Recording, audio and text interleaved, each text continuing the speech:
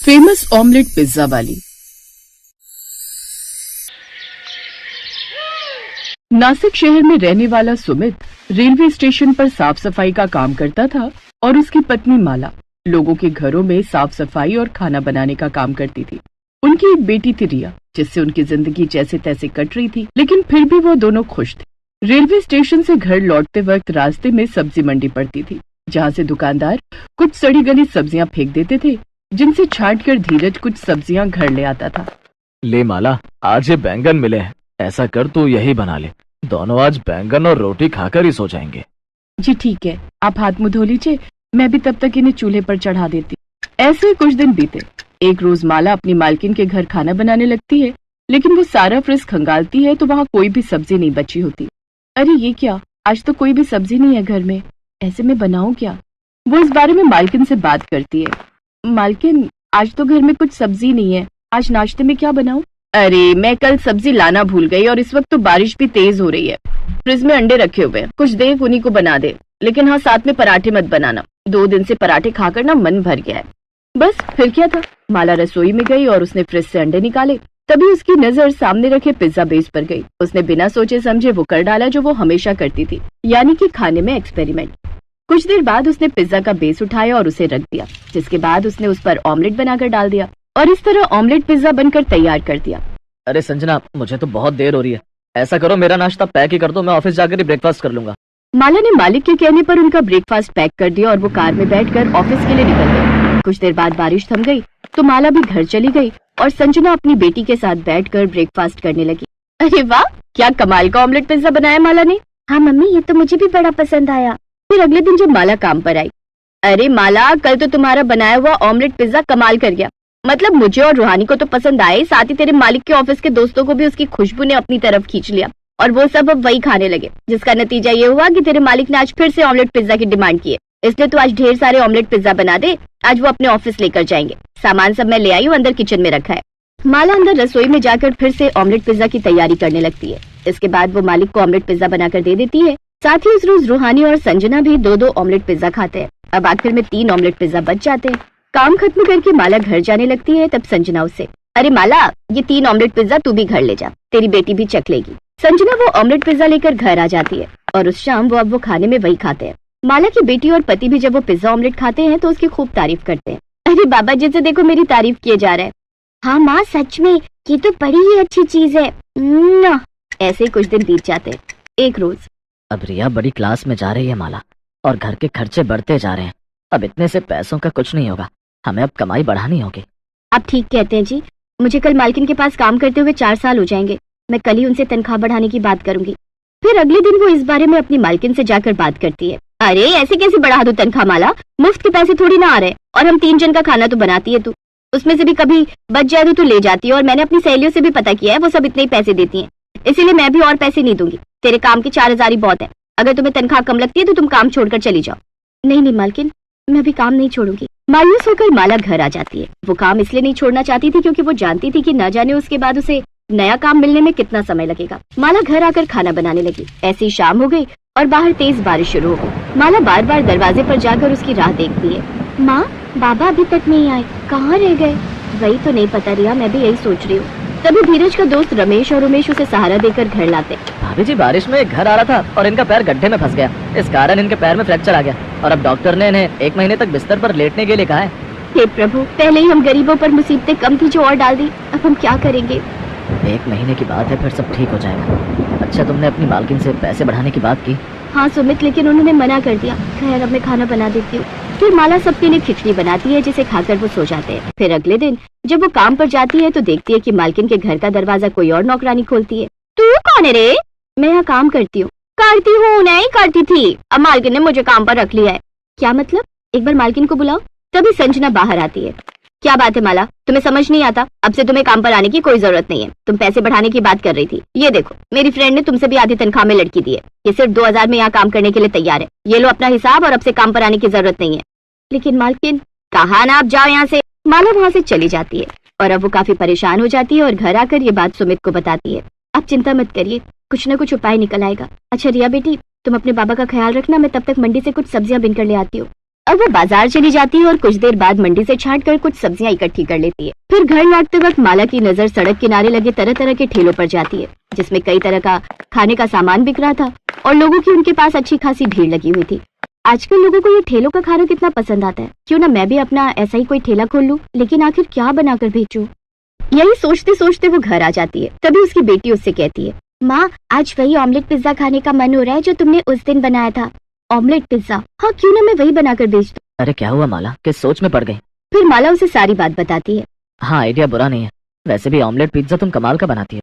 हाँ, और कुछ पैसे मेरे पास रखे हुए हैं, मैं उनसे जरूरत का सामान ले आऊंगी और कल से ये काम शुरू कर दूंगी, क्या पता चल जाए। रिया बेटी, मैं तुझे कल ऑमलेट पिज्जा बनाकर खिलाऊंगी। हाँ। अगले दिन उसने ऐसा ही किया।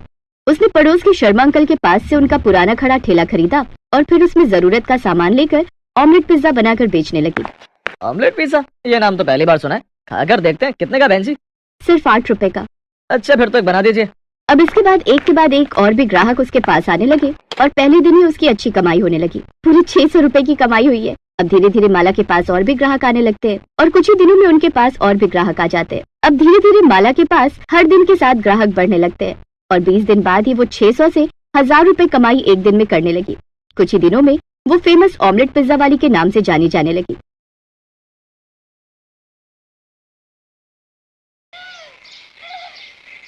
रमेश एक ऑमलेट ठेला लगाता था। परिवार में पत्नी ममता, 2 बेटियां और एक बेटा था। कुल मिलाकर वो इतनी कमाई कर लेता था जिससे वो घर का किराया, बिजली, पानी, राशन और परिवार के दूसरे खर्च निकाल लेता था। एक दिन जब रमेश सोकर उठा तो उसे अपनी तबीयत ठीक नहीं लगी। क्या हुआ? तबीयत तो ठीक है ना? ये सीने पर हाथ क्यों रखा हुआ है? पता नहीं ममता, सीने में बहुत दर्द हो रहा है, बर्दाश्त नहीं हो रहा। घबराओ नहीं, मैं अभी किसी ऑटो वाले को लेकर आती हूँ, बराबर में डॉक्टर के पास चलते हैं।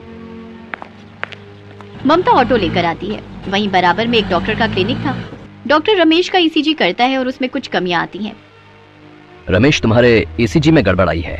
अभी मैं खून पतला करने और ताकत की दवाई लिखकर दे रहा हूँ।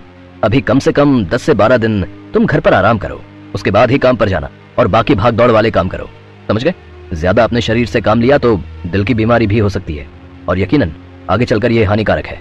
बाकी मुझे 5 दिन बाद फिर दिखाना। अगर ज्यादा तबीयत बिगड़ी तो दिल के डॉक्टर को दिखाना पड़ेगा, इसलिए अपनी सेहत का ख्याल रखना और चिंता बिल्कुल नहीं करनी, ठीक है? डॉक्टर रमेश को समझा देता है। ममता घर आने के बाद रमेश को काम के लिए साफ मना कर देती है। सुनो, अब तुम कुछ दिन बिल्कुल काम पर नहीं जाओगे, बस घर पर आराम करोगे। पर ममता, अगर मैंने आमलेट का ठेला नहीं लगाया तो कमाई कैसे होगी? तुम्हारी जगह ठेला मैं लगाऊंगी। मुझे भी ऑमलेट बनाना आता है और फिर बच्चे भी मेरे साथ हैं। बापू, डॉक्टर ने आपको आराम करने के लिए बोला है। हम सब माँ के साथ हैं, आप बिल्कुल भी चिंता मत करो। अगले दिन से रमेश की जगह ममता ऑमलेट का ठेला लगाने लगी, पर उसकी इतनी कमाई नहीं हो रही थी क्योंकि उसके ठेले के सामने एक और उबले अंडे और ऑमलेट का ठेला लग गया था। आज तो बिल्कुल भी कमाई नहीं हुई। जब से ये सामने ठेला लगना शुरू हुआ है तब से ग्राहक वहीं पर खाने लगे हैं। ऐसे तो मैं घर का खर्चा बिल्कुल नहीं निकाल सकती। मुझे कोई और उपाय सोचना होगा ताकि मेरी अच्छी कमाई हो सके। आंटी, एक काम करो, तुम ठेला बंदी कर दो। वैसे भी तुम एक औरत हो, तुम्हारे ठेले पर इतने लोग नहीं आएंगे जितने मेरे ठेले पर आएंगे। कोई बात नहीं, जितने आ रहे हैं उतने ही सही। तुम अपना काम करो, मैं अपना काम कर रही हूँ। उस दिन ममता थोड़ा निराशा के साथ ठेला लेकर घर पर आ गई, पर उसने रमेश को इस बारे में भनक तक नहीं होने दी कि उस दिन उसकी कमाई नहीं हुई है। ममता, आज तो बहुत जल्दी ठेला वापस लेकर आ गई। हाँ, वो आज तो एक अंडा भी नहीं बचा, सारे ऑमलेट बन गए, खूब बिक्री हुई। अच्छा, ये तो बहुत अच्छी बात है, तूने ठेला संभाल ही लिया।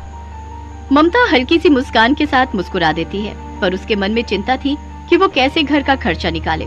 तभी उसका बेटा रोता हुआ उसके पास आता है। माँ, मुझे पिज्जा खाना है।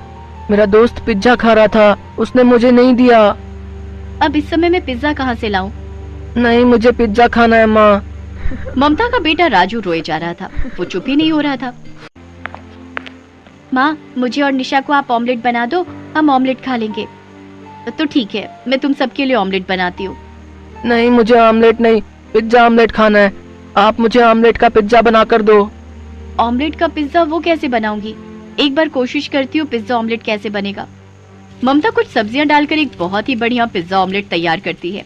पिज्जा ऑमलेट बच्चों को बहुत पसंद आता है। माँ, ये तो बिल्कुल पिज्जा जैसा ऑमलेट है, पिज्जा ऑमलेट।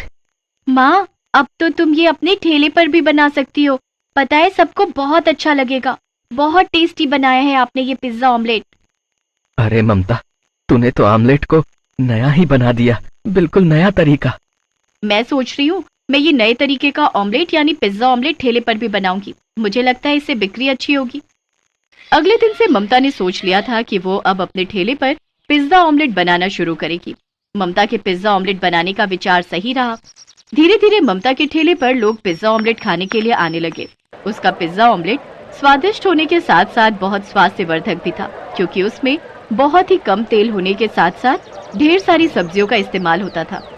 ममता के ठेले पर लोग आते और गरम गरम पिज्जा ऑमलेट का स्वाद लेते। धीरे धीरे ममता के पिज्जा ऑमलेट की बिक्री बढ़ने लगी।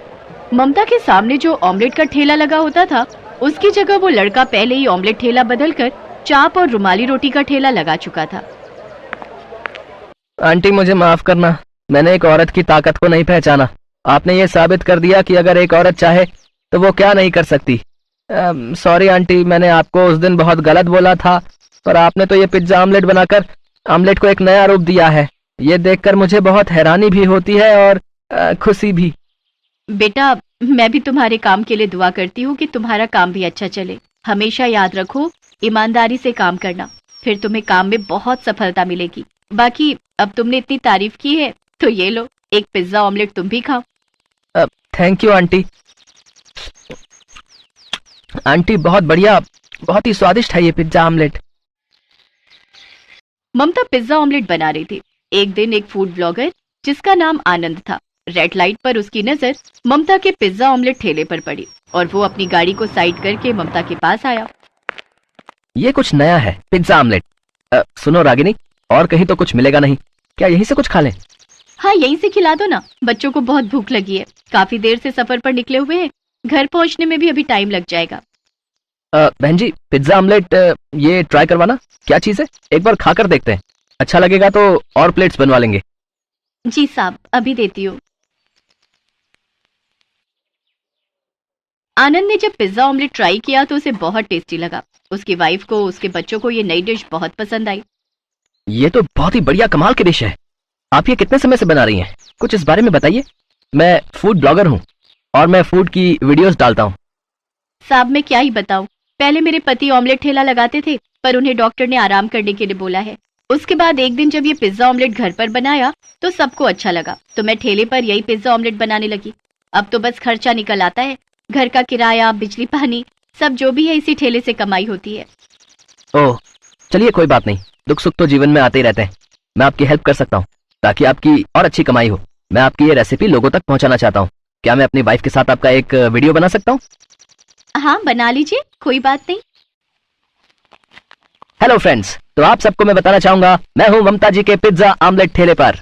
मुझे मेरी वाइफ और मेरे बच्चों को बहुत जोरों की भूख लग रही थी, तो हमने बस यहाँ पिज्जा ऑमलेट ट्राई किया।